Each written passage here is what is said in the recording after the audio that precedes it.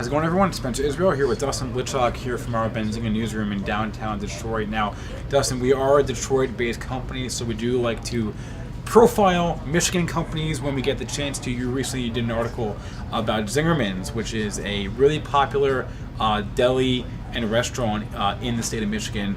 Tell us a little bit about what makes them so unique. It's a big one. They're nationally known, and that's why I wanted to write about them. It's a deli that opened in Ann Arbor, Spencer, in 1982, which of course is a college town, University of Michigan. But it's now a $62 million a year business, and they have 13 businesses in their community. And the reason I thought it was an interesting subject for a profile is because of the way they treat their employees. They're really known now for having always offered health insurance. Their servers make $15 to $30 an hour. They have a restaurant that operates without tips, with the gratuity included. So how have they grown so large when they're paying their employees double, triple the national minimum wage? They're profitable. Well, because I don't think they're greedy. I interviewed their co-founder, Paul Saginaw. He's a really affable, smart guy.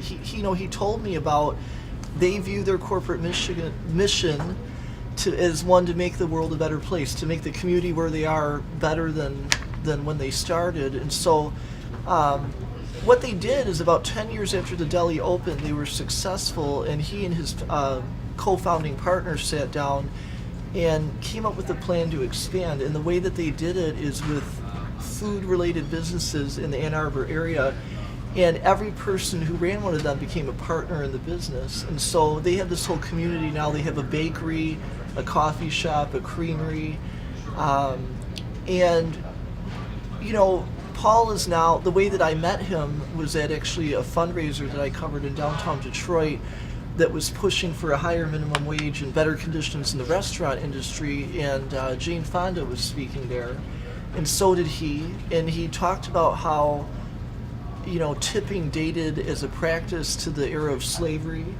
and he said that the restaurants are really the only business in the U.S. where the customers decide how your employees get paid. And so that, I thought that was interesting, because here's the guy who runs one of the largest food businesses in Michigan. And so that caught my ear, and I called him and set up an interview and ended up profiling the whole company.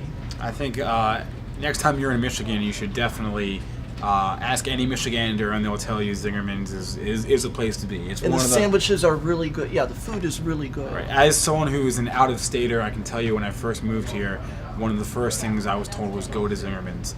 Even though I had to go trek out to Ann Arbor, I did it. And when I was there, I had some. And it is one of the most well-known restaurants in the state, you would say. One of my favorite parts of the story is when I asked Paul if the company would ever go public or be the subject of an acquisition. He said that if they were a public company, they'd probably have a shareholder revolt every year.